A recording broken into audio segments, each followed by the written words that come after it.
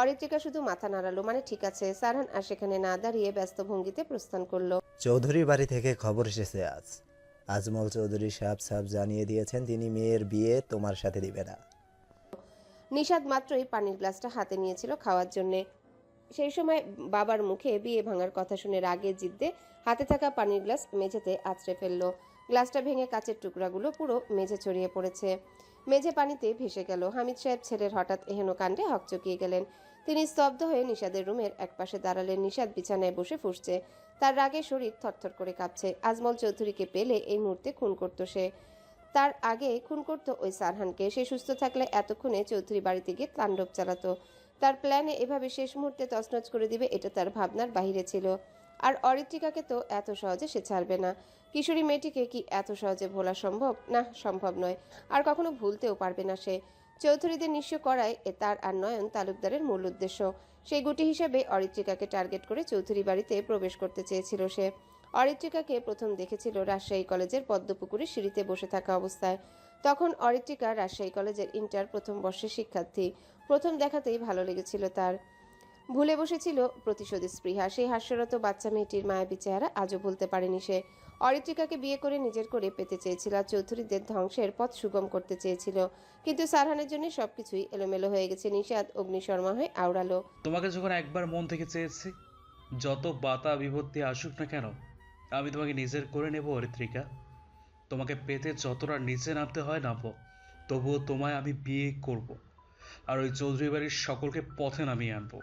সারহানকে যতদিন আমার সামনে হাত জোর করে ভিক্ষা নাচাতে দেখেছি, ততদিন ততদিন আমার শান্তি নেই। কাউন্টডাউন শুরু হয়ে গেছে। পথে ফকির হওয়ার জন্য রেডি হও সবাই। নিষাদের মা কিছুটা পড়ে যাওয়ার শব্দ শুনে দৌড়ে নিষাদের রুমে আসলেন। এসেই দেখতে পেলেন অজস্র কাচের টুকরোর অংশবিশেষ। তিনি আঁতকে উঠে হামিদ সাহেবকে বললেন, গ্লাস ভাঙলো কি করে? তোমার ছেলে রাগ দেখিয়ে ভেঙেছে। হঠাৎ রাগলো কেন গো? হামিদ সাহেব কিছুটা বিরক্ত হয়ে বললেন, তোমার ছেলের বিয়ে ভেঙেছে। চৌধুরী বাড়ি থেকে খবর এসেছে ওই মেয়েকে নিশাদের সাথে বিয়ে দিবে না। এটা শুনেই তোমার ছেলে লঙ্কা কাণ্ড বাঁধিয়েছে। বারবার বলেছিলাম ওই সারহানের সাথে লাগতে যাস না। ওই ছেলেকে শান্ত দেখলেও শান্ত নয়, কখন গুম করে দিবে তা ঠিক নেই। এত বারণ করা সত্ত্বেও ওই বাড়ির মেয়েকে বিয়ে করতে চেয়েছিল। একবার সারহান যদি জানতে পারে এগুলো প্ল্যানের অংশ, তাহলে মেরে দেবে সবগুলোকে। নোঙর পদ্মার পার সংলগ্ন স্থানে অবস্থিত রেস্টুরেন্টের নাম। এখানকার সুন্দর পরিবেশ মন ভালো করার জন্য যথেষ্ট। নোঙরে আফ্রিদি, ইশরাত, সাদাত আর অরিত্রিকা এসেছে রাতের খাবার খেতে। পুরো স্থানটি ঘুরতে ঘুরতে তারা সকলেই ক্লান্ত। অরিত্রিকা নিশ্চল দৃষ্টি ফেলে রেস্টুরেন্টের বাইরে থাকা কিছু মানুষের চলাচল দেখছে। সে আজকে পুরো বিকেলটা অন্যমনস্ক হয়েছিল, মন ভার হয়েছিল কোনো কারণে। সাদাত, ইশরার, আফ্রিদি নিজেদের মতো আনন্দ করলে অরিত্রিকা নিশ্চুপ হয়েছিল। নিজের এমন ব্যবহারের সাথে সে অপরিচিত। আগে তো তার এমন হয়নি, তবে আজ কেন এমন হচ্ছে? সে বুঝতে পারছে সারহানের হাত ধরা তার উচিত হয়নি। এসব ভাবতেই অস্বস্তি যেন জেঁকে ধরছে তাকে। সে ভেবে রেখেছে এই কারণের জন্য সারহানের কাছে ক্ষমা চাইবে এখান থেকে গিয়ে। সারহানের হাতের ক্ষত দেখে সে উদ্বিগ্ন হয়েছিল। মনুষ্য মন বিচলিত হয়েছিল। না, আর ভাবতে পারছে না সে। আফ্রিদি অপেক্ষা করছে খাবারের জন্য। সাদাত একমনে ফোন স্ক্রল করছে। ইশরা বোবা প্রাণীর ন্যায় বসে আছে। সে বারবার অরিত্রিকার দিকে তাকাচ্ছে। অরিত্রিকা গভীর ভাবনায় বিভোর। সে খেয়াল করেছে অরিত্রিকা আজ কোনো কিছু নিয়ে গভীর চিন্তায় মগ্ন রয়েছে। সে কয়েকবার জিজ্ঞাসা করেছিল কি হয়েছে। অরিত্রিকা বিষয়টা এড়িয়ে গিয়েছে। সাদাত ফোন স্ক্রল করতে করতে হঠাৎই ফোন বেজে উঠল তার। ফোন স্ক্রিনে সারহানের নাম জলজল করে ভেসে উঠেছে। সে আর দেরি না করে দ্রুত কল রিসিভ করলো। সাদাত বলল, হ্যালো ভাই, তোরা এখন কোথায় আছিস? আমরা নোঙরে আছি। সকলে মিলে ডিনার করব, খাবারের জন্য অপেক্ষা করছি। সাদাত কথা বলা শেষ করতেই সারহান কল কেটে দিল। সাদাত এতে একটু অবাক হলো না, কারণ সারহানের এমন উদ্ভট আচরণের সাথে পরিচিত অনেক আগে থেকে। আফ্রিদি সাদাতকে ফোনে কথা বলতে দেখে বলল, তোমার ব্রো কল দিয়েছিল নিশ্চয়ই। সাদাত একটু হেসে বলল। ভাই কল দিয়েছিল। অরিত্রিকা সাদাতের কথা শুনে কিছু একটা মনে পড়ল। সে তার পার্স হতে ফোন বের করলো। তখনই কল লিস্ট ঘেটে কাঙ্ক্ষিত নাম্বারটি বের করলো। মেসেজ লিখতে গিয়েও থেমে গেল। মেসেজ পাঠানো কি ঠিক হবে? যদি মাইন্ড করে? সে ফোনের স্ক্রিনের দিকে একধানে তাকিয়ে রইল। অরিত্রিকা তার পাশে কারো বসার অস্তিত্ব বুঝতে পারল তখনই। ঘ্রাণেন্দ্রীয় পরিচিত সুগন্ধি প্রবেশ করতে সে ঘাড় ঘুরিয়ে ব্যক্তিটির দিকে বিস্ময়ে নির্বাক হয়ে তাকালো। আকস্মিক ব্যক্তিটিকে সে এখানে আশা করেনি। সারহান অরিত্রিকাকে এভাবে তাকিয়ে থাকতে দেখে বিরক্তি নিয়ে বলল। এমন হাঁ করে তাকিয়ে আছিস কেন? আগে কখনো দেখিস না আমার? অরিত্রিকা নেত্রপল্লব ঝাপটে বলল। আপনি তো আগে কখনো আমাদের সাথে আসেননি, আজই প্রথম। সারহান বিরক্তিসূচক কথা আউড়ে বলল। তুই কি চাইছিস আমি চলে যাই? আমি কি আপনাকে যেতে বলেছি? থাকুন বলেই আমি অন্যদিকে তাকালাম। সারহান সামনের দিকে তাকিয়ে দেখলো সাদাতও তার দিকে অবাক হয়ে তাকিয়ে আছে। সারহান তা দেখে বলল। এমন ইডিয়েটের মতো আমার দিকে তাকিয়ে থাকবি না। সাদাত সারহানের কথা শুনে নড়ে চড়ে বসলো, ঠোঁট ভিজিয়ে বলল। তুমি আসবে বলনি তো ভাই। এদিকটা কাজে এসেছিলাম তাই এসছে। আফ্রিদি খুশি হয়ে বলল। তুমি আমাদের সাথে ডিনারে জয়েন করবে এতেই ভালো লাগলো আমার।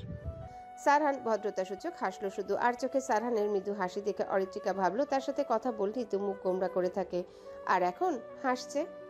বিকেলের আচরণের জন্য আমি খুবই দুঃখিত সারহান ভাই। মৃদু স্বরে ভেসে আসা মেলি কণ্ঠস্বর শুনে সারহান হাঁটা থামিয়ে অরিত্রিকার দিকে তাকালো। সে ভ্রুকুচকে জিজ্ঞাসা করলো। কোন ঘটনার জন্য দুঃখিত বলছিস?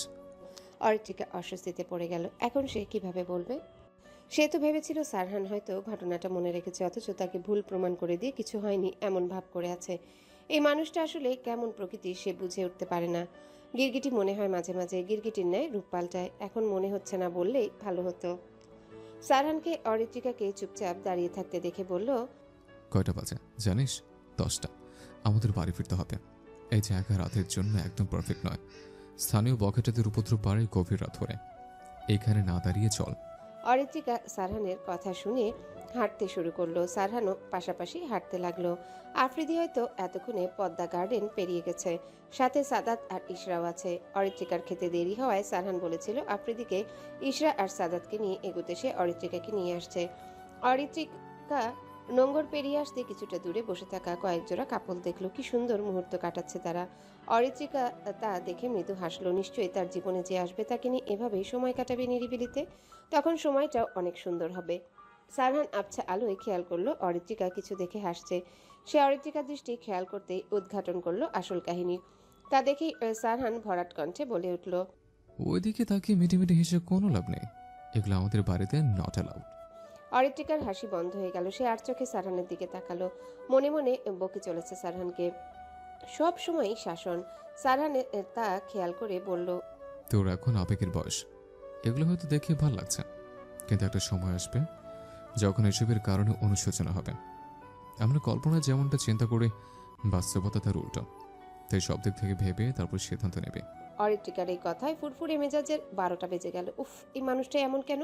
সে ঠিকই বলে যন্ত্র মানব একটা, যার জীবনে কোনো ভালোবাসা ভালো লাগা কিছুই নেই, শুধু পারে রাগ দেখাতে।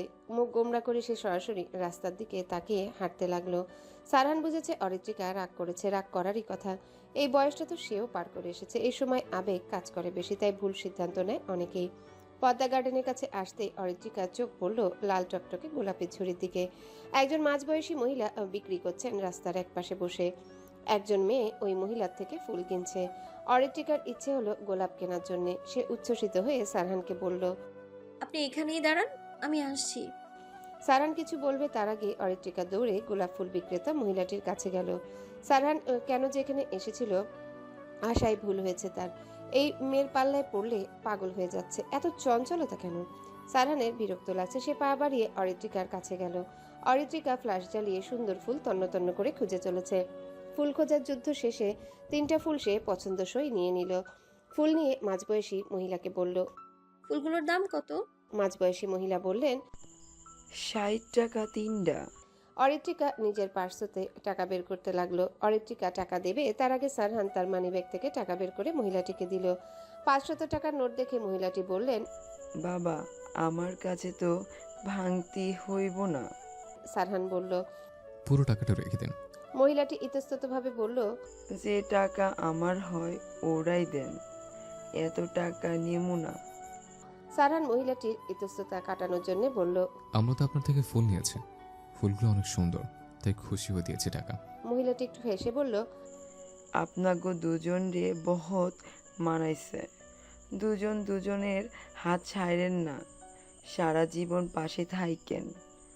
মনে হইতেছে বিয়ে হয় নাই, বিয়া কইরা ফালাইয়েন, সুখী হইবেন দুজনে। দোয়া করি সুখী থাকেন সব সময়। অরিত্রিকা মহিলার বলা কথা কানে ভেসে আসতেই তার চোখ বড় বড় হয়ে গেল, কান গরম হয়ে গেল। তখনই এই বদমেজাজি মানুষটার সামনে সব কি বলে বসলো। সে সহসা তাকালো সারহানের মুখ পানে। নিশ্চয়ই মহিলাটি তাদের কাপল ভেবেছে। মূলত বেশিরভাগ মানুষ এখান থেকে প্রিয় মানুষের জন্য ফুল নেয়। ভীষণ অস্বস্তিতে জর্জরিত হলো তার মন সত্তা। কেমন অদ্ভুত অনুভূত হচ্ছে তার। সারহান মুখশ্রী স্বাভাবিক রেখেই মহিলাটিকে বলল, আপনার বুঝতে ভুল হয়েছে। আমরা কোনো প্রেমিক যুগল নই। অরিত্রিকা আমার কাজিন হয়। মহিলাটি নিজের ভুল বুঝতে পেরে বললেন, না বুঝা কইয়া ফেলছি, দুঃখিত। It's okay. অরিত্রিকা চল। সারহান কথাটা বলেই পা বাড়ালো সামনের দিকে। অরিত্রিকা সারহানকে চলে যেতে দেখে সেও পিছু পিছু চলতে শুরু করলো। দুজনেই হাঁটছে চুপচাপ। তাদের মাঝে নীরবতা বিরাজ করছে। অরিত্রিকা অন্যমনস্ক হয়ে ভাবছে। সামান্য এই কথা শুনে লজ্জায় শেষ সে। এসব পরিস্থিতিতে যে কোনো এইসব পরিস্থিতিতে যে কেন পড়তে হয় তাকে, সারহান ভাই যে কী ভেবেছে কে জানে। এমন লজ্জাজনক ঘটনা বারবার সারহানের সামনেই ঘটে কেন সে বুঝে না। আচ্ছা, এখন তো সে জিজ্ঞাসা করতে পারে ওনার গার্লফ্রেন্ড আছে কি না। বলবে কি বলবে না এটা নিয়েও দোটানায় পড়ল সে। বলা যেতেই পারে, বললে অপমান করবে, এর থেকে বেশি কিছু হবে না। সে সাহস নিয়ে বলল, সারহান ভাই, বল। আপনার জিএফ আছে? অরিত্রিকা আর কিছু বলার সাহস পেল না। সে নিশ্চুপ হয়ে গেল। বলা যায় না যদি সত্যি রেখে চলে যায়। আফ্রিদি গাড়ির সামনে দাঁড়িয়ে সারহান আর অরিত্রিকার জন্য অপেক্ষা করছে। এতক্ষণ হয়ে গেল তবু আসছে না কেন। সাদাত তো গাড়িতেই শুয়ে পড়েছে, সে ঘুমে বিভোর।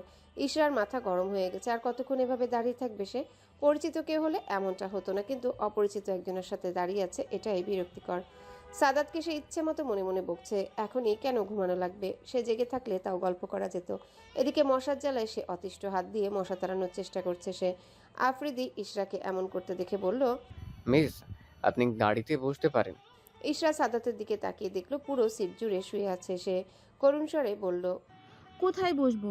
সাদাত তো পুরো সিট জুড়ে শুয়ে আছে। সামনের সিটে বসুন। ইশরার আর ইচ্ছা নেই দাঁড়িয়ে থাকা। সে গিয়ে সামনের সিটে বসলো। আফ্রিদি সারহানকে কল দিবে, কিন্তু তার কাছে তো নাম্বার নেই। অরিত্রিকার নাম্বারটা নেও। সে ইশরাকে জিজ্ঞাসা করলো। আপনার কাছে ব্রোর নাম্বার আছে? ইশরা বলল, আছে। নাম্বারটা দিন তো। সারহান ব্রো আর অরি এখন আসছে না, কোনো কল করে জানতে হবে।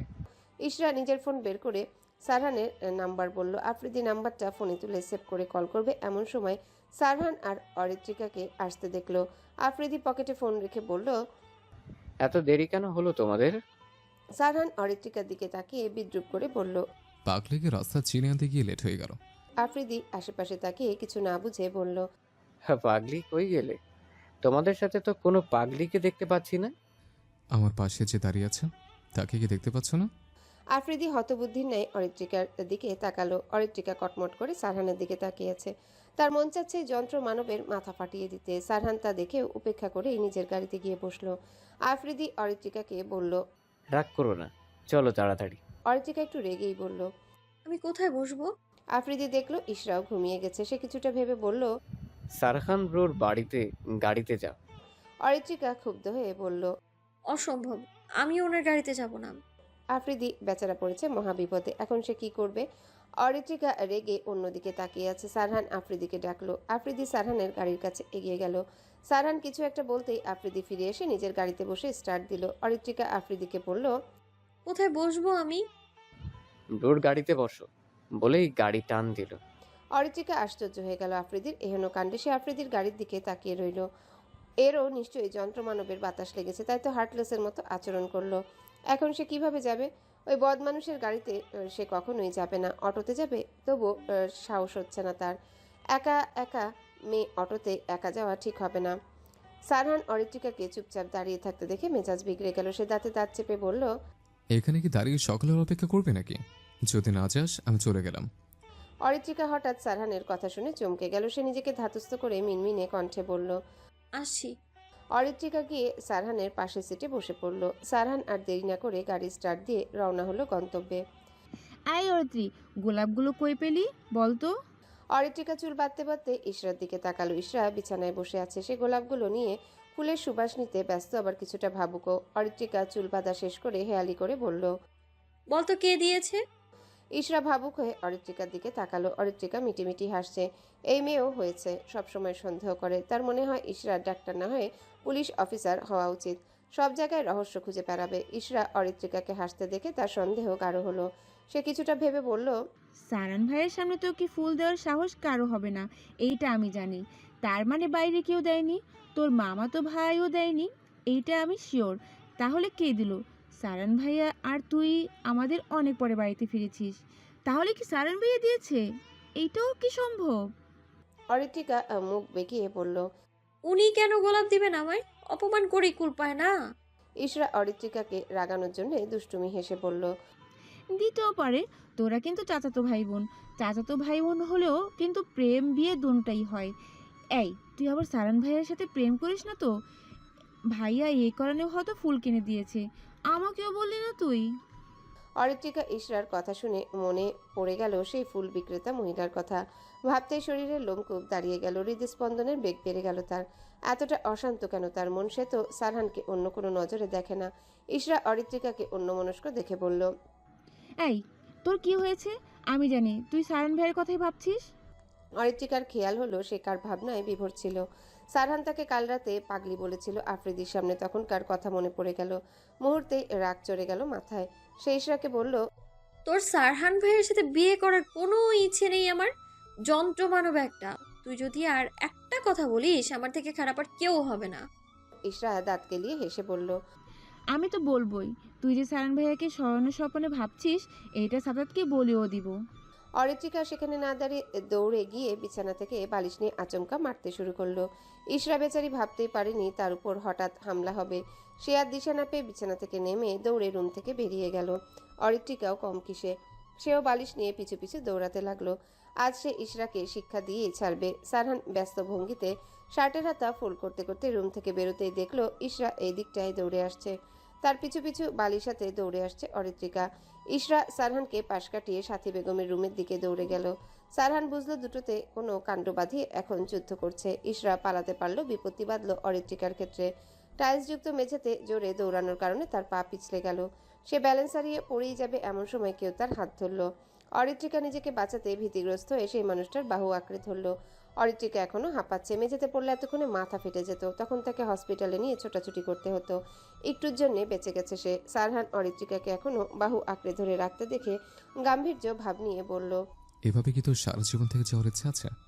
পরিচিত গলার স্বর শুনে অরিত্রিকা চমকে চোখ তুলে শ্যাম মানবের দিকে তাকালো।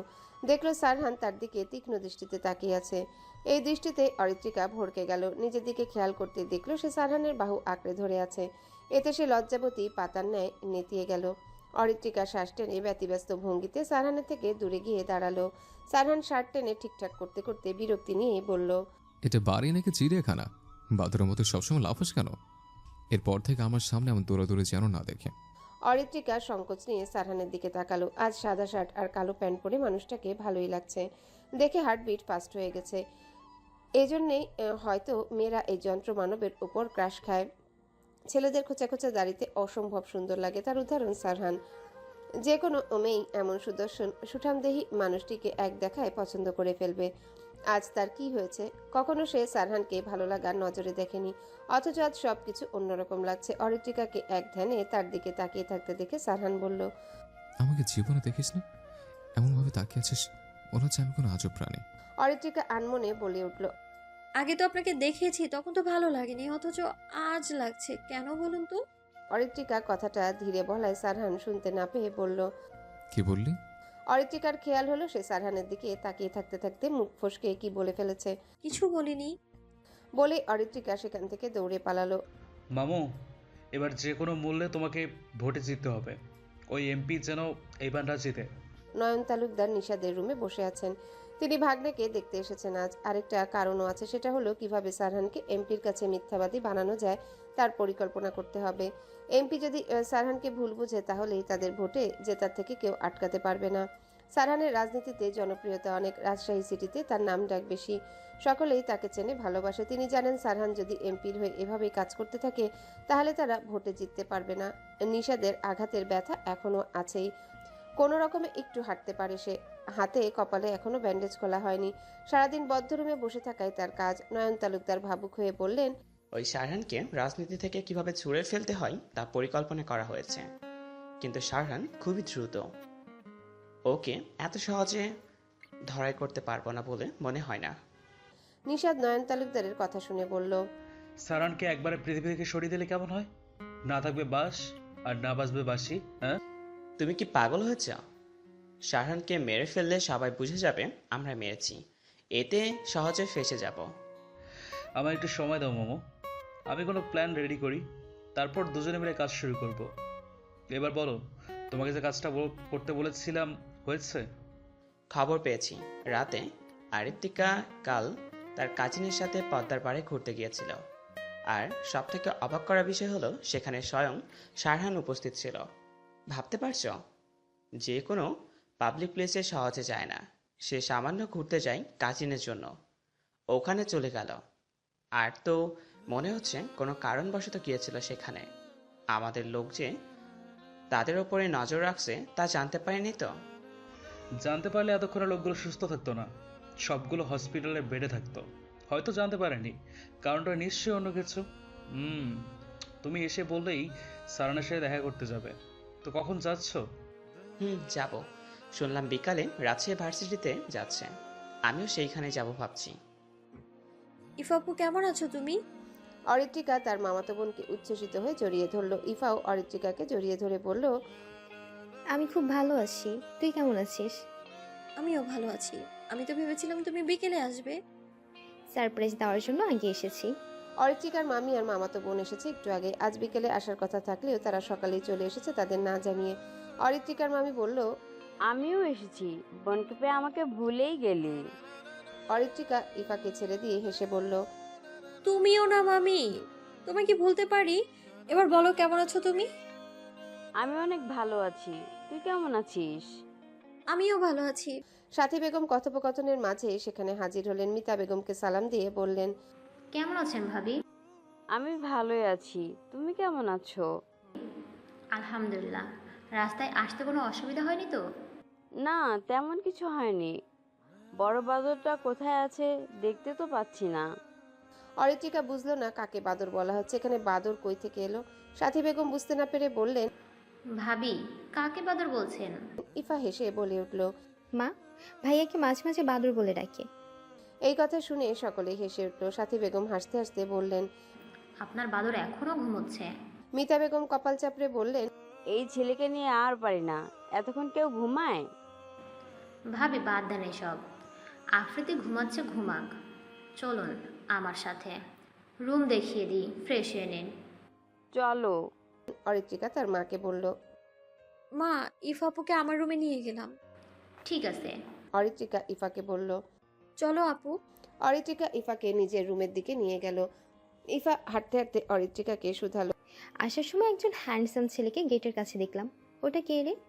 অরিত্রিকা ইফার দিকে তাকিয়ে বলল, কোন ছেলে? ওই যে সাদা শার্ট পরে আছে। অরিত্রিকা সাদা শার্টের মালিককে চিনতে পেরে বলল, ও তুমি যন্ত্রমানবের কথা বলছো? ইফা ভ্রু কুচকে বলল, যন্ত্রমানব? এটা আবার কি?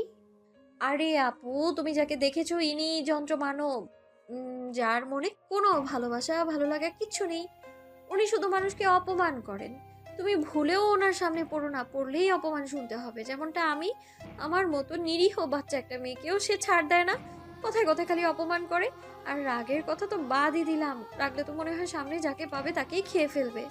তবে সহজে রাগেন না উনি, মুখ সবসময় গোমরা করে রাখেন। গোমরা মুখও একটা, রসকসহীন কাঠখোট্টা মানুষ একটা সে। ইফা অবাক হয়ে বলল, এমনও মানুষ আছে? কিন্তু উনি কে হন তোর? অরিত্রিকা দীর্ঘশ্বাস ফেলে বলল, আমার বড় বাবার ছেলে উনি, সারহান ভাই ওনার নাম।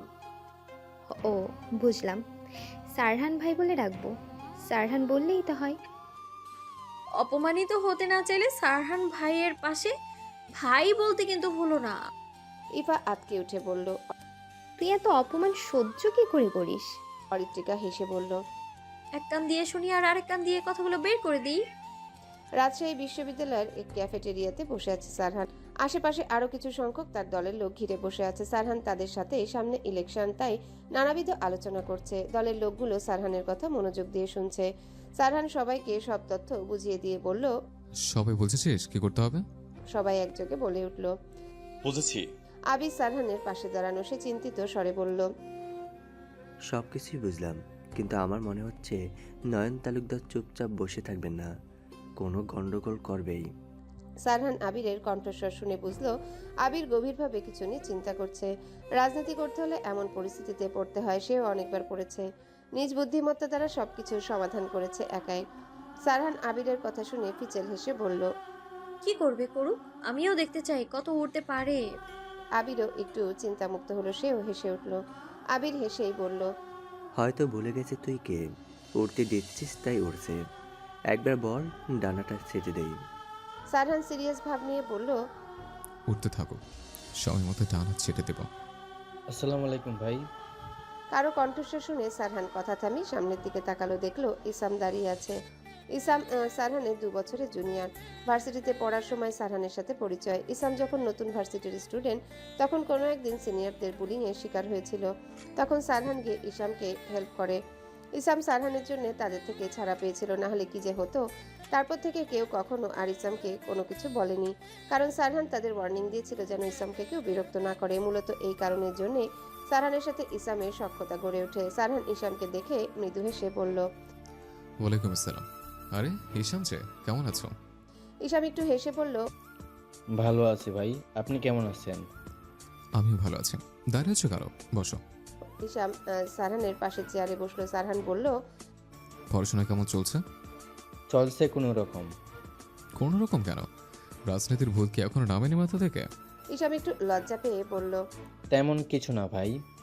সারহান জানে ইসামের রাজনীতি করার ইচ্ছা আছে, কিন্তু সারহান ইসামকে রাজনীতির জগতে পা দিতে দেয়নি, ভবিষ্যতেও দিবে না। রাজনীতির সাথে যে একবার জড়িয়ে যায়, সে কখনোই এখান থেকে বের হতে পারে না।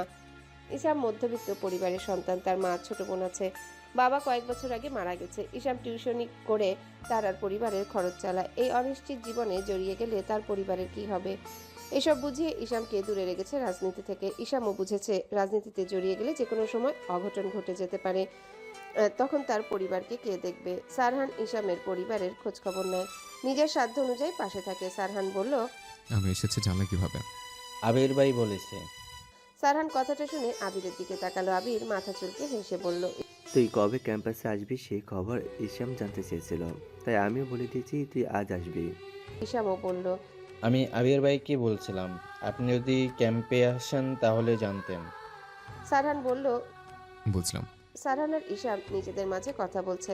আবির কয়েকটা বাইকের আওয়াজ শুনে রাস্তার দিকে তাকালো, দেখলো নয়ন তালুকদার কয়েকটা বাইকে দলবল সহ হাজির হয়েছেন। সে সারহানকে ডেকে বলল, সারান, নয়ন তালুকদার এসেছে।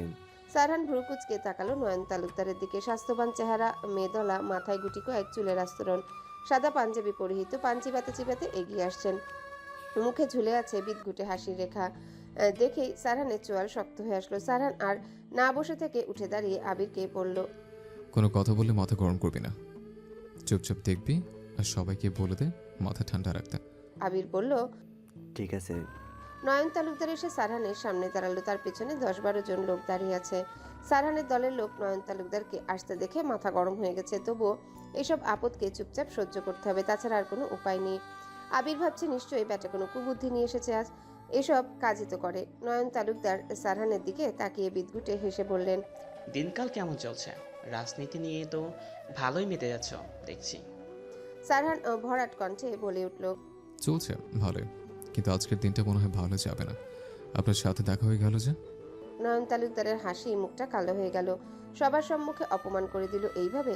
তবুও নয়ন তালুকদার স্বাভাবিকভাবেই বললেন, তুমিও না শারহান, এইভাবে কেউ মজা করে? সারহান বিদ্রুপ হেসে বলল, আপনার সাথে নিশ্চয়ই মজা করার কোনো সম্পর্ক নয় আমার, তাহলে মজা করতে যাবো কেন? বাদ দেন এসব। এখন বলুন আপনার সময় কেমন যাচ্ছে? ওয়েট আ মিনিট, আমি তো আপনার উত্তরটা জানি। নিশ্চয়ই ভালো যাচ্ছে না, চিন্তা করবেন না, আমি থাকতে ভবিষ্যতেও আপনার দিন ভালো যাবে না। নয়ন তালুকদার এতক্ষণ শান্ত থাকলেন না। সবার সামনে অপমান তার সম্মানে লেগেছে। নয়ন তালুকদার সারহানের দিকে আঙ্গুল তুলে হিসিয়ে বললেন, তুমি কিন্তু তোমার লিমিট ক্রস করছো, এভাবে আমাকে অপমান করার রাইট নেই তোমার। সারহান তাচ্ছিল্যের হাসি হেসে বলল, ও আচ্ছা, গা লাগলো বুঝে? এসব গায়ে না লাগিয়ে কেন এসছেন বলুন, নিশ্চয়ই কোনো উদ্দেশ্য আছে, দ্রুত বলে ফেলুন, বেশি সময় নেই আমার হাতে। নয়ন তালুকদার অগ্নিশর্মা হয়ে বললেন, দুদিনের ছোকরা রাজনীতিতে এসে আমায় ব্যস্ততা দেখাও। তোমার সাহস দেখে অবাক হচ্ছে। আমার মতো মানুষের সাথে অভদ্রতা দেখাচ্ছ। সারহান চোখ মুখ শক্ত করে বলল, আপনার মতো মানুষের জন্য আমার হাতে সময় কম, যা বলার বলে ফেলুন। নয়ন তালুকদারের রাগ যেন মাথায় চড়ে বসেছে। সে রেগে সারহানের শার্টের কলার চেপে ধরল। সারহানের দলের লোক এমন দৃশ্য দেখে রাগে নয়ন তালুকদারকে মারতে যাবে এমন সময় সারহান হাত উঁচিয়ে সবাইকে ইশারা করলো থামতে। সবাই থেমে গেলেও রাগে ফুঁসছে। একবার অনুমতি পেলে বুঝিয়ে দিবে সারহানের গায়ে হাত দেওয়ার নাতিজা কি হতে পারে। আবির তো পারছে না টাকলুর মাথা ফাটিয়ে দিতে, মন চাচ্ছে একটা ইট দিয়ে মাথা ফাটিয়ে দিতে। নয়ন তালুকদার রেগে বললেন, ভেবেছিলাম তোমাকে বুঝিয়ে ওই এমপির ভোট করতে নিষেধ করব, টাকাও দিতাম যত চাইতেই তত। কিন্তু তুই তো কথা শোনার মতো মানুষ না, উল্টে অপমান করছিস। সারহান নয়ন তালুকদারের হাত নিজের শার্টের কলার থেকে ছাড়িয়ে কলার ঠিক করতে করতে শান্ত কণ্ঠে বলল, সবাইকে নিজের মতো ভাববেন না। এই সারহান ইদায়েত চৌধুরীকে কখনো কেউ টাকা দিয়ে কিনতে পারবে না। সো আমার কাছে এমন প্রস্তাব না নিয়ে আসাই ভালো। পরবর্তীতে বিদ্বেষমূলক কোনো ঘটনা ঘটাবেন না আশা করি। এই অরিত্রী, এই রুমে আর কতক্ষণ বসে থাকবো? চল বাইরে থেকে ঘুরে আসি। অরিত্রিকা, ইশরা আর ইফা তিনজন রুমে বসে আছে। তাদের তিনজন বোরিং সময় পার করছে। অরিত্রিকা ইফার কথা শুনে মন খারাপ করে বলল, আপু বাইরে তো যেতে দিবে না। ইফা বলল, কেন যেতে দিবে না? অরিত্রিকা মুখ গোমরা করে বলল, সামনেতে ইলেকশন, তাই আমাদের একা বাড়ি থেকে বের হওয়া নিষেধ। কেন যেতে দিবে না? ইলেকশনের সাথে আমাদের যেতে না দেওয়ার সম্পর্ক কি? আর কে যেতে দিবে না? সারহান ভাই যেতে দিবে না। যদি জানে আমরা একে ঘুরতে গেছি তাহলে তো কপালে দুঃখ আছে। ইলেকশন হতে তো দেরি আছে, তাহলে এখনই বের হতে দিচ্ছে না কেন? সারহান ভাই বর্তমান এমপি যিনি আছেন ওনার হয়ে কাজ করছেন, এ কারণেই নামডাক বেশি, তাই শত্রুও আছে। ওনাকে তো সহজে কিছু করতে পারে না, তবে আমাদের হাতে পেলে মেরেও দিতে পারে। বুঝেছো? রাজনীতি করলে পরিবারের সকলকে সাবধানে থাকতে হয়। এই যে যতদিন ভোট না হবে ততদিন বসে থাকতে হবে বাড়িতে। ইফা অবাক হয়ে বলল, উনি রাজনীতি করেন? আমি ভেবেছিলাম কি, আর হলো কি? এটা কিভাবে মানবো বলতো? এত হ্যান্ডসাম ছেলে ডক্টর ইঞ্জিনিয়ার না হয়ে শেষে কিনা রাজনীতিবিদ। এটা করা একদম ঠিক হয়নি ওনার। ইশরা ইফার দিকে সন্দিহান দৃষ্টিতে তাকালো। অরিত্রিকা চোখ ছোট ছোট করে বলল, রাজনীতি করেন উনি আপু, আর তুমি মানতে পারছো না কেন বলতো? ইফা বুঝলো সে ভুল জায়গায় ভুল কিছু বলে ফেলেছে। সে হাসার চেষ্টা করে বলল, আরে এমনি বললাম, আমি ভেবেছি ডাক্তার অথবা ইঞ্জিনিয়ার, এখন শুনি রাজনীতি করে। অরিত্রিকা বলল, ও। ইশরার ইফার ভাবভঙ্গি দেখে সন্দেহ হচ্ছে নিশ্চয়ই সারহান ভাইকে ভালো লেগেছে। এসব মেয়েদের চক্করে সারহান ভাই একসময় গান গাইবে, বিধি তুমি বলে দাও আমি কার। এসব ভাবতেই খিলখিলিয়ে হেসে উঠল ইশরা। ইশরাকে হাসতে দেখে অরিত্রিকা বলল, কিরে হাসছিস কেন? ইশরা কোনো মতে হাসি আটকিয়ে বলল, তেমন কিছু না, একটা কথা মনে পড়ে গেল। আমি ভাবলাম তুই পাগল হয়েছিস। ইফা বলল, অনেকদিন পর তোদের বাড়ি আসলাম, বাড়িটা আমায় ঘুরে দেখা। অরিত্রিকা বিছানা থেকে নেমে বলল, চলো ঈশা তুই চল। ইশরার ইফা বিছানা থেকে নেমে দাঁড়ালো। অরিত্রিকা রুম থেকে বেরিয়ে সোজা হাঁটতে শুরু করলো। পিছু পিছু ইফা আর ইশরাও গেল। অরিত্রিকা হাত দিয়ে ইশারা করে তার পাশের রুম দেখিয়ে বলল, এটা অরিন আপুর রুম। যখন আপু শ্বশুরবাড়ি থেকে আসে তখন এখানে থাকে, আর তারপরে রুমটা মা বাবা থাকে, পরের দুটায় কেউ থাকে না, এমনি খালি পড়ে আছে। ইফা বলল, তার মানে সিঁড়ির এক পাশের সকল রুম তোদের? চলো সিঁড়ির অপর পাশের রুম চিনিয়ে দিই। চল। অরিত্রিকা, ইশরার ইফা হেঁটে সিঁড়ির অপর পাশের দিকে গেল। অরিত্রিকা ইফাকে সিঁড়ির পাশের রুমটা দেখিয়ে বলল, এটা হলো সারহান ভাই, মানে ওই যন্ত্র মানবটার রুম। ভুলেও এদিকে আসবে না, বুঝছো? আসলেই শেষ। অরিত্রিকা কারো সারা শব্দ না পেয়ে কথা থামিয়ে পেছনে তাকালো, দেখলো কেউ নেই। এর আবার কোথায় গেল? না বলে চলে যাওয়ার কোনো মানে হয়?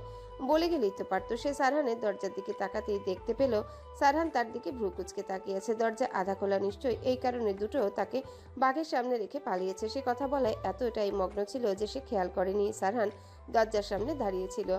অরিত্রিকা নিজের কাজে নিজেই বিরক্ত হলো। সারহান অরিত্রিকাকে স্ট্যাচুর ন্যায় দাঁড়িয়ে থাকতে দেখে বলল, আমার রুমের সামনে এসে কি বলছিলে? অরিত্রিকা সারহানকে উত্তর দিতে যাবে এমন সময় সারহানের দিকে তাকাতেই চোখ বড় বড় হয়ে গেল।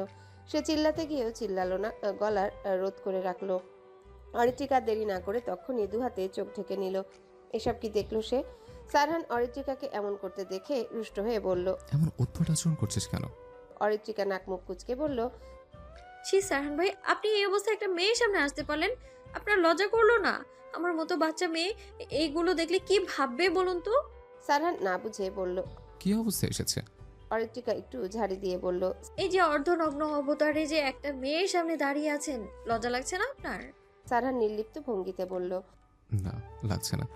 এমন ভাব করছিস মনে হচ্ছে। থাক, আর বললাম না। অরিত্রিকা মুখ বাঁকিয়ে বলল, নির্লজ্জ পুরুষ মানুষ আপনি, তাই তো লজ্জা শরমের মাথা খেয়ে বসে আছেন। লজ্জা নারীদের পোষণ, পুরুষদের না। বলেই সারহান দরজা আটকে দিল। দরজা আটকানোর আওয়াজে অরিত্রিকা চোখ থেকে হাত নামিয়ে ফেলল। এই মানুষটা যে নির্লজ্জ আছে তার প্রমাণও পেল সে।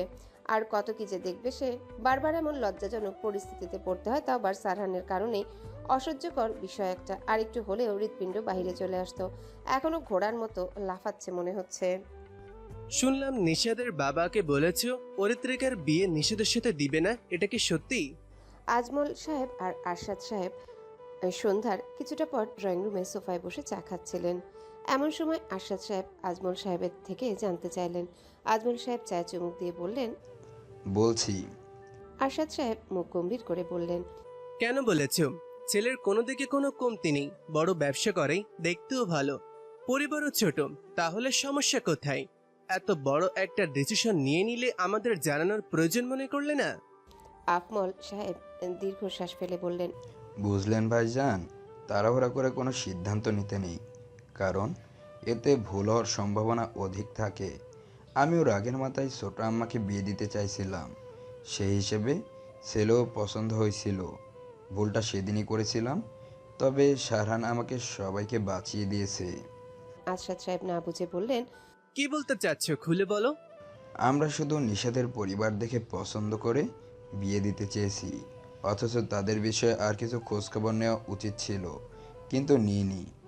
রাগের বশে মাথা কাজ করছিল না তখন। সারহান যদি না বলতো তাহলে তো নয়ন তালুকদারের ভাগ্নের সাথে বিয়েটা হয়ে যেত।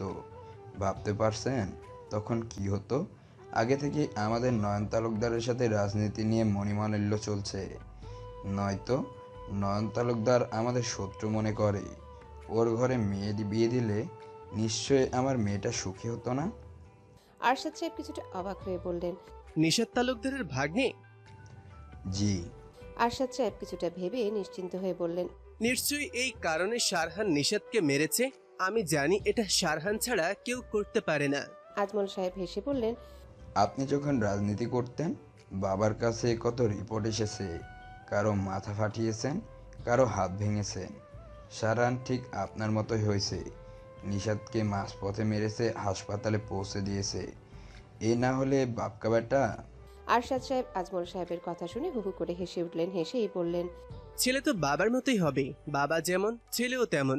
কিন্তু একটা চিন্তারও বিষয় আছে। কি ভাইজান?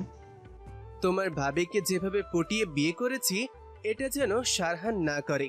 তাহলে তো তোমার ভাবি আমায় উঠতে বসতে কথা শোনাবে যে যেমন বাপ তার তেমন ছেলে। আজমল সাহেব উচ্চস্বরে হেসে বললেন, আপনার ছেলে করতেও পারে, কিন্তু সারহান তেমন মনে হয় না। যথেষ্ট ভদ্র সভ্য ছেলে সে। তবে সাদাত যে একটু হলেও আপনার এই গুণ পেয়েছে বোঝা যায়। ছেলেকে দেখে রাখেন ভাইজান। সারহান আছে সাদাতকে টাইট দেওয়ার জন্য। আরশাদ সাহেব আর আজমল সাহেবের কথোপকথনের মাঝে উপস্থিত হলেন সাথী বেগম, তানিয়া বেগম আর মিতা বেগম। আজমল সাহেব মিতা বেগমকে দেখে বললেন, ভাবি দাঁড়িয়ে আছেন কেন, বসেন। মিতা বেগম বললেন, বসছি। তানিয়া বেগম আর মিতা বেগম সোফায় বসে পড়লেন। সাথী বেগম বললেন, আমি নাস্তা নিয়ে আসছি, তারপরে এসে গল্প করব। আজমল সাহেব সাথী বেগমকে ডেকে বললেন, সাদাত, অরিত্রিকা ওদেরকে ডেকে নিয়ে এসো। ঠিক আছে, নিয়ে আসছি। বলেই সাথী বেগম আগে রান্নাঘরে গেলেন নাস্তা রেডি করার জন্য। অরিত্রিকা মুখ গোমরা করে সিঁড়ি দিয়ে নামছে, তার মাথা গরম হয়ে আছে। পেছনে ইফা আর ইশরা অরিত্রিকার রাগ ভাঙানোর চেষ্টা করছে। ইশরা আর ইফা দীর্ঘ 1.5 ঘন্টা যাবৎ রাগ ভাঙানোর চেষ্টা করতে করতে প্রায় ক্লান্ত, কিন্তু অরিত্রিকার রাগ কমেনি, উল্টো কথা বন্ধ করে দিয়েছে। ইশরা করুণ স্বরে বলল, বোন মাফ করে দে, আর কোনোদিন এমন করব না। অরিত্রিকা মুখ বাঁকিয়ে সিঁড়ি বেয়ে নেমে সরাসরি তানিয়া বেগমের পাশে গিয়ে দাঁড়ালো। ইশরা কাঁদো কাঁদো মুখ করে ইফাকে বলল, আপু, অরিত্রিকা তো ভীষণ রেগে গেছে। এখন কি হবে? কথাও বলছে না। ইফা চিন্তিত হয়ে বলল, রাগ ভাঙানোর জন্য আইডিয়া বের করতে হবে। চলো ওই দিকটায় যাই, তারপর আইডিয়া খোঁজা যাবে। ওকে চলো। তানিয়া বেগম ইশরার ইফাকে এদিকটায় আসতে দেখে বলল, আরে মামুনিরা, কোথায় ছিলে? এখানে সবাই তোমাদের খুঁজছে। ইফা একপাশে দাঁড়িয়ে হেসে বলল, আসলে আন্টি আমরা রুমে ছিলাম। তানিয়া বেগম বললেন, ওখানে না দাঁড়িয়ে বসো আমার পাশে। ইফা তানিয়া বেগমের কথা মান্য করে তার পাশে গিয়ে বসে পড়ল। ইশরা গিয়ে অরিত্রিকার পাশে দাঁড়ালো। তার এখন মনে হচ্ছে কেন যে তখন না বলে পালিয়েছিল। সারহান ভাই যে দাঁড়িয়েছিল, বলাই উচিত ছিল। নিশ্চয়ই সারহান ভাই আবারও কিছু বলেছে, তাই অরিত্রিকা মুখ গোমরা করে আছে। ইশরার মনে হয় এরা সাপে আর নেউলের সম্পর্ক, সারাক্ষণ কিছু না কিছু নিয়ে ঝামেলা হয় এদের মাঝে। ইশরা অরিত্রিকাকে কনুই দিয়ে গুতা দিয়ে বলল, এই কথা বল না প্লিজ, আমার ভালো লাগছে না। আর কতবার সরি বলতে হবে বল? আমি বলছি, তাও কথা বল প্লিজ। অরিত্রিকা শুনেও যেন শুনল না। সে ওখানেই চুপচাপ দাঁড়িয়ে থাকলো। আশাদ সাহেব চা খেতে খেতে ইফাকে জিজ্ঞাসা করলেন, মামনি এখন কোথায় পড়াশোনা করছো? ইফা উত্তর দিল, আমি ঢাকা বিশ্ববিদ্যালয়ে অনার্স দ্বিতীয় বর্ষে পড়াশোনা করছি। আশাদ সাহেব হেসে বললেন, বাহ, খুব ভালো তো, ভালো করে পড়াশোনা করো। জি আঙ্কেল। তানিয়া বেগম মিতা বেগমকে বললেন, ভাবি, মেয়ে তো দেখতে মাশাল্লাহ, পড়াশোনাতেও ভালো। বিয়ে দেওয়ার চিন্তা ভাবনা আছে নাকি? মিতা বেগম হেসে বললেন, তেমন কিছু ভাবিনি এখনো, পড়াশোনা করছে করুক, পরে এ নিয়ে ভাববো। ইফার কেমন যেন অস্বস্তি হচ্ছে। এতগুলো মানুষের সামনে বিয়ের কথা বললে একটু খারাপ লাগবেই, তা আবার বড়দের সামনে। তানিয়া বেগম বললেন, ভাবি, যদি মেয়েকে বিয়ে দেন তাহলে আমার হাতে কিন্তু সুপাত্র আছে, আপনাদের অপছন্দ হবে না। মিতা বেগম শুনে বললেন, আচ্ছা, যখন সময় হবে জানাবো। তো আপনার বড় ছেলেকে তো দেখলাম পড়াশোনাটাও কমপ্লিট, বিয়ের কথা ভাবছেন না? তানিয়া বেগম হতাশা নিয়ে বললেন, কি আর বলবো বলুন, ছেলে রাজনীতিতে এমনভাবে জড়িয়ে গেছে যে বিয়ের কথা বললে বলে এখনো দেরি আছে। এখনকার ছেলেরা পড়াশোনা কমপ্লিট না করতেই বিয়ে করে নেয়, আর আমার ছেলে তার পুরো উল্টো। বলে কি ইলেকশন শেষ হলে ভেবে দেখবে। আমি আর কি বলবো বলুন, ছেলেকে বুঝিয়েও কাজ হচ্ছে না। মনে হয় এই জন্মে ছেলের বউয়ের মুখ দেখতে পারবো না। মিতা বেগম পুরো কথা শুনে বললেন, ছেলের হয়তো কোথাও পছন্দসই মেয়ে আছে, তাই হয়তো বিয়ে করতে চাইছে না। ভাবি, ভালোভাবে খোঁজ নিন, এখনকার ছেলে মেয়েদের ভরসা করতে নেই। অরিত্রিকার তার মামির কথা শুনে মস্তিষ্ক সচল হলো। তার মাথায় ঘুরছে মামির বলা সারহানের কথাগুলো। আসলে কি সারহান ভাই কাউকে পছন্দ করে? কখনো তো তেমন কিছু শোনেনি, আবার হতেও পারে। এখনকার কাউকে বিশ্বাস করতে নেই। তানিয়া বেগম গভীর চিন্তায় মগ্ন হয়ে বললেন, শারহানকে দেখে মনে হয় না এমন কিছু আছে, তবুও জিজ্ঞেস করতে হবে। জিজ্ঞেস করে দেখুন, কার মনে কি আছে বলা মুশকিল। সাদাত তখনই সবার কাছে এগিয়ে এসে বলল, মা, ভাইয়ের বিয়ে নিয়ে ভেবো না। আমার মনে হয় না তোমার ছেলের বউ দেখার স্বপ্ন পূরণ হবে। দেখো না, সারা দিন পার্টি অফিসে থাকে, আর রাতে বাড়িতে থাকলেও নিজের রুমেই থাকে। আমাদের সাথে সময় কাটানোর সময়ও নেই। তানিয়া বেগম একটু রেগে বললেন, সব দোষ তোর বাবার। আমার ছেলের মাথায় রাজনীতির ভূত ঢুকিয়েছে, এর চক্করে ছেলে আমার বিয়ে বিদ্বেষী হয়ে গেছে। আরশাদ সাহেব আহাম্মক বনে গেলেন। সব জায়গায় তার নাম না টানলে হয় না। তিনি বললেন, আমি কি বলেছি তোমার ছেলেকে বিয়ে না করতে? আমারও তো ইচ্ছে আছে নাকি নাতি নাতনির মুখ দেখবো। সাদাত নাটক করে বলল, তোমার মনে হয় এই জীবনে স্বপ্নটা পূরণ হবে না বাবা? তানিয়া বেগম বললেন, তোরা বাপ বেটা সব এক ধাঁচের। আগে যদি জানতাম রাজনীতি করে তোর বাপ, তাহলে বিয়েই করতাম না ওনাকে। আরশাদ সাহেব অসহায় হয়ে বললেন, সবসময় সব কথাই আমাকে না টানলে হয় না? না, হয় না। আরশাদ সাহেব আর কিছু বললেন না। জানেন অর্ধাঙ্গিনী রেগে আছেন, এখন কিছু বললে আরো রেগে যাবেন।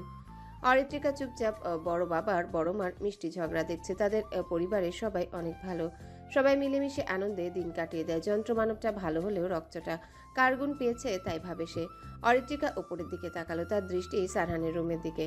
আজ আর মানুষটার আশেপাশেও যাবে না সে, গেলেই তখনকার জন্য লজ্জা লাগবে। সে চোখ নামিয়ে ইফার দিকে তাকালো, দেখলো ইফা বারবার উপরের দিকে তাকাচ্ছে। এটা দেখে অরিত্রিকার ভ্রু কুঁচকে গেল।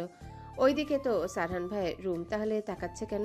সাথী বেগম নাস্তা এনে টি টেবিলে রেখে বললেন, সবাই নাস্তা করো আর আড্ডা দাও। কতদিন পরে সবাই আবার একসাথে হয়েছি, অনেক ভালো লাগছে।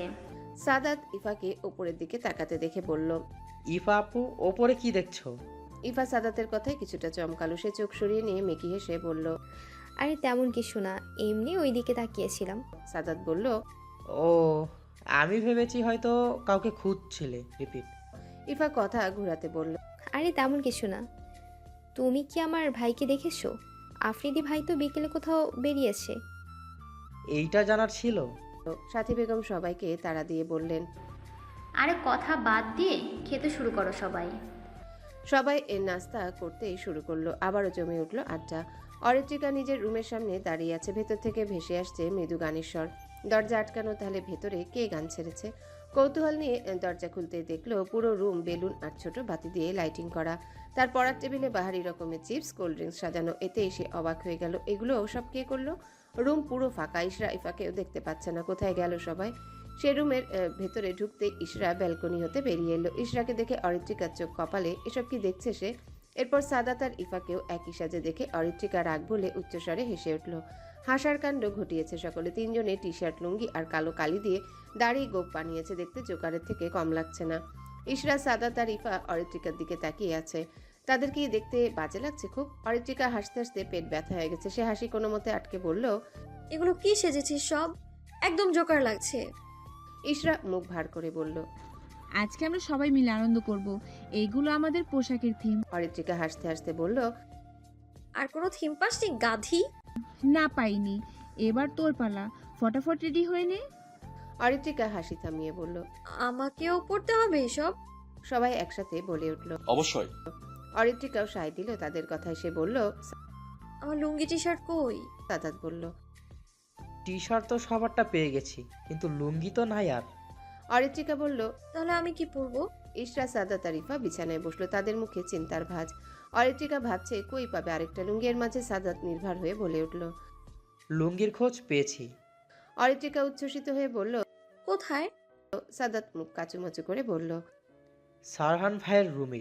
বাবা ভাইকে একটা লুঙ্গি কিনে দিয়েছিল, ওটা এখনো ভাইয়ের আলমারিতে আছে। অরিত্রিকা সহসা বলে উঠল। অসম্ভব, আমিও না লুঙ্গি আনতে পারবো না। ইশরার ইফা যতটুকু খুশি হয়েছিল আবারও খুশিতে পানি ঢেলে বসে রইল। সাদাত একটু ভাব নিয়ে বলল। ভাই তো রুমে নেই, চল আমি আর তুই গিয়ে নিয়ে আসি। অরিত্রিকা বলল। তখন তোর ভাইয়ের সামনে পড়ে যে লজ্জাটা পেয়েছি, আমি আর ওইদিকে যাচ্ছি না। আরে চল, ভাইকে বাইরে যেতে দেখেছি, এখন গেলে ধরতেও পারবে না আমরা রুমে গিয়েছিলাম। লুঙ্গি নিয়ে আসলেও কিছু বলবে না, কারণ ভাই তো লুঙ্গি পরে না। ঠিক আছে চল, আমার সাথে তুইও রুমে ঢুকবি। এবার আমি ধরা খেলে তুইও খাবি। আচ্ছা চল। অরিত্রিকা সাদাত সারহানের রুমের সামনে দাঁড়িয়ে দরজার ফাঁকা দিয়ে রুম পর্যবেক্ষণ করছে। সারহান আছে কিনা তা দেখার চেষ্টা করছে। না, নেই। দুজনে এই রুমে চোরের ন্যায় প্রবেশ করলো। অরিত্রিকা সাদাতকে ফিসফিসিয়ে বলল। লুঙ্গি কোথায়? আলমারিতে। চাবি কই পাবো? আরে আলমারি খোলা আছে। অরিত্রিকা সময় নষ্ট না করে আলমারি খুলেই চোখ বুলালো কোথায় লুঙ্গি আছে। অবশেষে আলমারির এক কোণায় কাঙ্ক্ষিত জিনিসটা পেয়ে গেল সে। এতেই সে উচ্ছ্বসিত হলো। দ্রুত জিনিসটা নিয়ে আলমারি বন্ধ করে সাদাতকে বলল। চল পালাতে হবে, না হলে ধরা পড়ে যাব। অরিত্রিকার বলতে দেরি হয়নি। সাদাত শুনে ভো দৌড় দিল।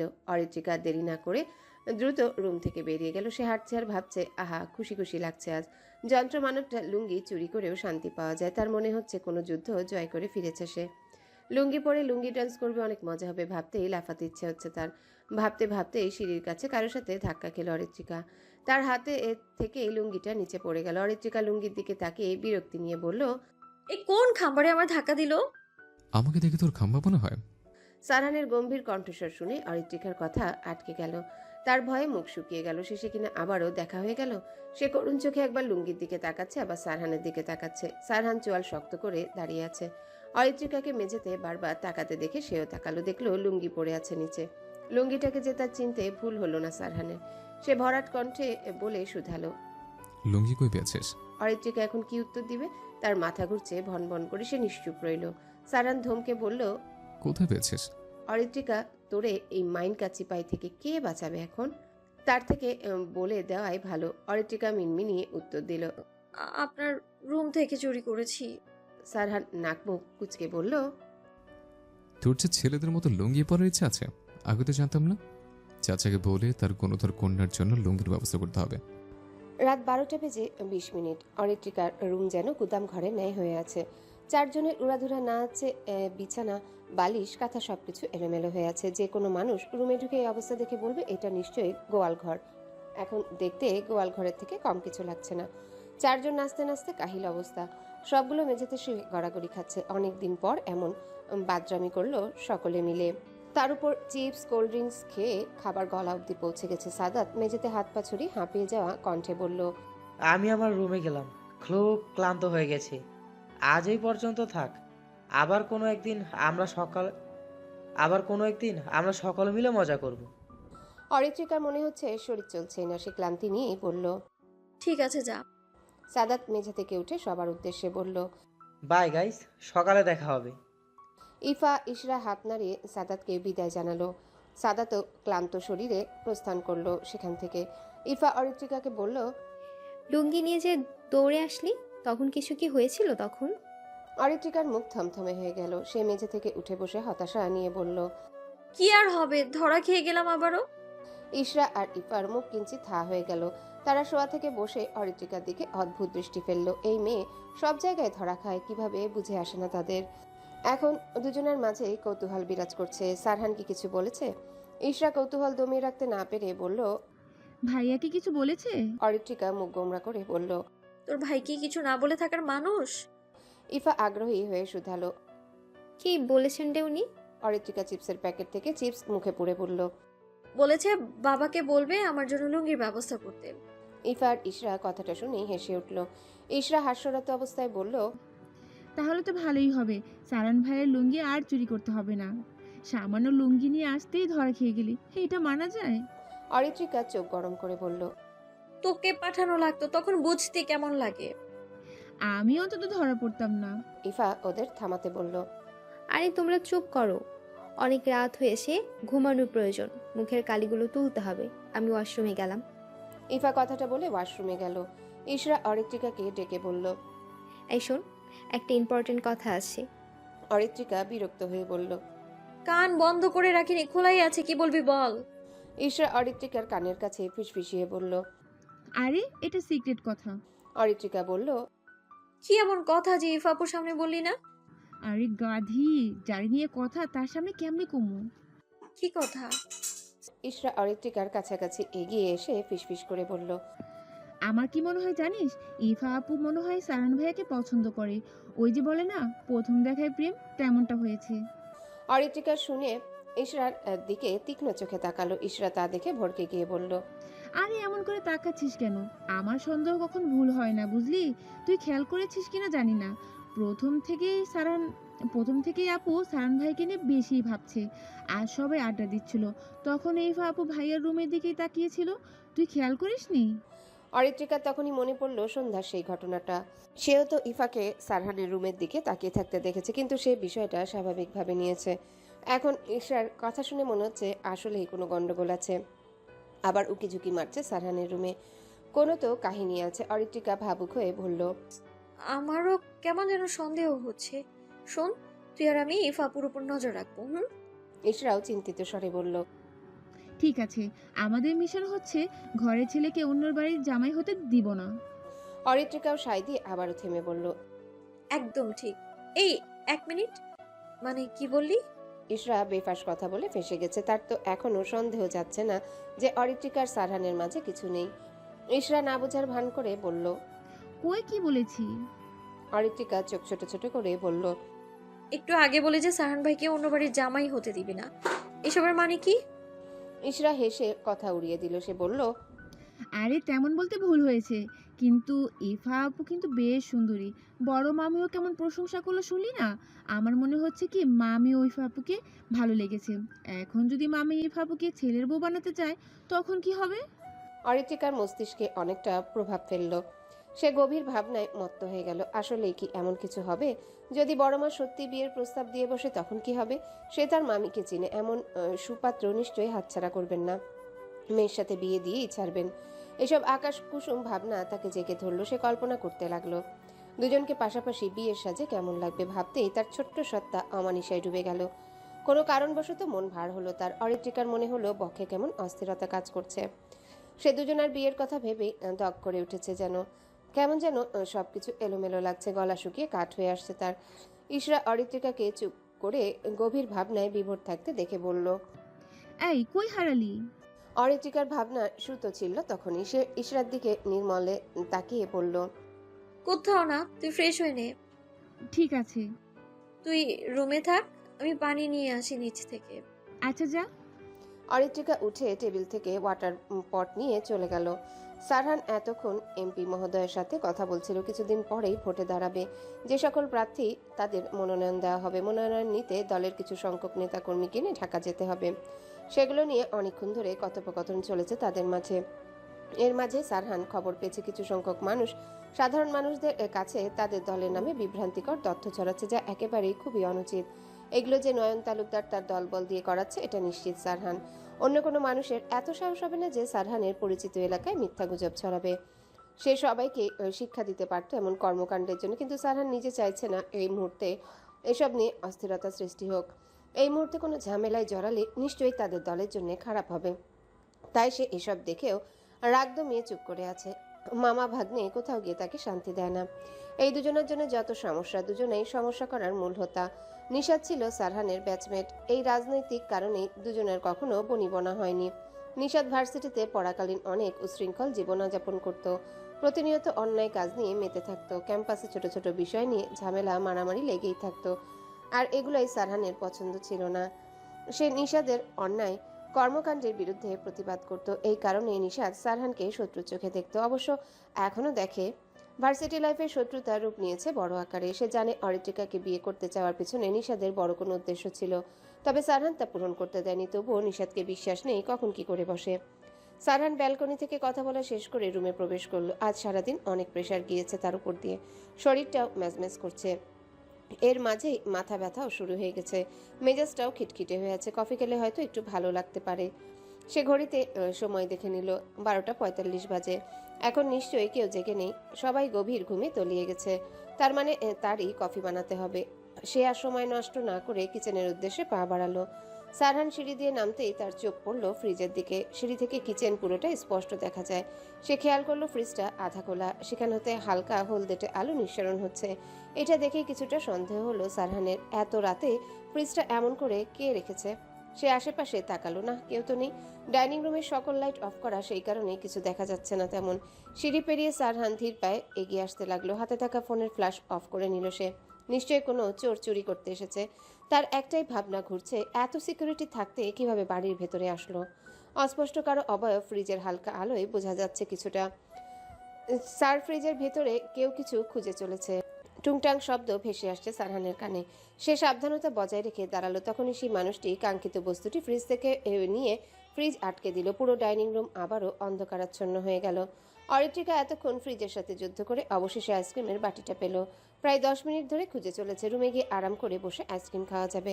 অরিত্রিকা আইসক্রিম হাতে 2 কদম আগাতে কেউ তার বাহু ধরে দেয়ালের সাথে চেপে ধরলো। তখন আইসক্রিমের বাটি হাত থেকে ছিটকে পড়লো মেঝেতে। সেদিকে অরিত্রিকার খেয়াল নেই। তার হাত এতটা শক্ত করে ধরেছে যে সে ব্যথায় আর্তনাদ করে উঠল। ব্যথায় অশ্রুতে ভিজে এলো চোখ। সে ব্যথাতুর কণ্ঠে বলল, কে? তখনই সারহানের হাতে ধরে থাকা ফোনটাও চেয়ে অরিত্রিকার মুখের দিকে ধরল। অরিত্রিকা অশ্রুসিক্ত নয়নে তাকালো মানুষটির দিকে। তাকাতেই দেখতে পেল শ্যাম পুরুষটির গম্ভীর মুখের আদল। তার দিকে তীক্ষ্ণ দৃষ্টিতে এক ধ্যানে তাকিয়ে আছে। পুরুষালী শক্ত তালুর মাঝে এখনো তার নরম বাহু আবদ্ধ। সে দাঁতে দাঁত চেপে ব্যথা সহ্য করে বলল, সারহান ভাই, আমার হাতে লাগছে। সারহানের হাত নরম হয়ে এলো। সে তখনই অরিত্রিকার বাহু ছেড়ে দিয়ে স্বাভাবিকভাবে দাঁড়ালো। অরিত্রিকা তার আরেক হাত দিয়ে ব্যথা পাওয়া স্থানটি চেপে ধরল। সারহান ফ্ল্যাশের আলোয় দেখলো ব্যথায় নীল হয়ে যাওয়া অরিত্রিকার মুখ। সে রান্নাঘরের লাইটটি অন করে শান্ত কণ্ঠে বলল, এত রাতে এখানে কি করছিলে? আইসক্রিম নিতে এসেছিলাম। লাইট জ্বালাসনি কেন? আর একটু হলে তো চোর ভেবে দিতাম মার। তখন কি হতো? অরিত্রিকা নিচু গলায় বলল, লাইট জ্বালালে যদি কেউ জেগে যেত, তাই জ্বালাইনি। সারহান বিরক্তি প্রকাশ করে বলল, ইডিয়েট একটা। আমার জায়গায় অন্য কেউ হলে এতক্ষণে তোর অবস্থা নিষেধের মতো হতো। অরিত্রিকা কথা শুনেও চুপ করে আছে।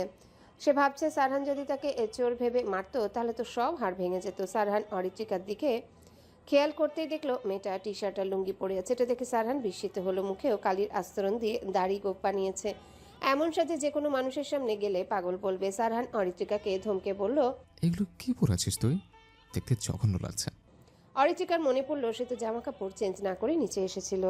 তার মানে সারহান ভাই তাকে এই জোকার সাজে দেখে ফেলেছে। তার সম্মান সব শেষ হয়ে গেল। ভাবতেই অরিত্রিকা হাতের ব্যথায় আতকে চিল্লিয়ে উঠল। তখনই সারহান তার হাত দ্বারা অরিত্রিকার মুখ চেপে ধরল। পুরুষালী শক্ত হাত দ্বারা বন্দি অরিত্রিকার ওষ্ঠযুগল অনেকটা জোরালোভাবে মুখ চেপে ধরেছে সারহান। অরিত্রিকা হতবিহ্বল দৃষ্টিতে তাকিয়ে আছে সারহানের মুখ পানে। সে স্তব্ধ হয়ে গেছে যেন হঠাৎ এহেন কাণ্ডে। সারহান ঘাড় ঘুরিয়ে আশেপাশে তীক্ষ্ণ দৃষ্টিতে অবলোকন করছে। ঘুম থেকে কেউ চিল্লানোর আওয়াজে উঠে যায়নি তো? কেউ তাদের এই অবস্থায় দেখলে নিশ্চয়ই ভালো কিছু হবে না। চারিদিকে অনেকক্ষণ ধরে তাকিয়ে কাউকে দেখলো না। অরিত্রিকার এমন আবদ্ধ অবস্থায় থাকতেই গলা শুকিয়ে কাঠ হয়ে আসছে। বক্ষ মাঝে যেন উত্তাল ঝড় উঠেছে। শরীর কেমন শীতল হয়ে আসছে। সবকিছু বেসামাল লাগছে। সে কখনো কোনো পুরুষের এতটা সন্নিকটে আসেনি। এই প্রথম সে কারো এতটা কাছে এসেছে। তবুও নিজেকে স্বাভাবিক রাখার চেষ্টা করছে সে। সারহান আশেপাশে অবলোকন করে দেখলো কেউ জাগেনি। সে হাঁপ ছেড়ে বাঁচল।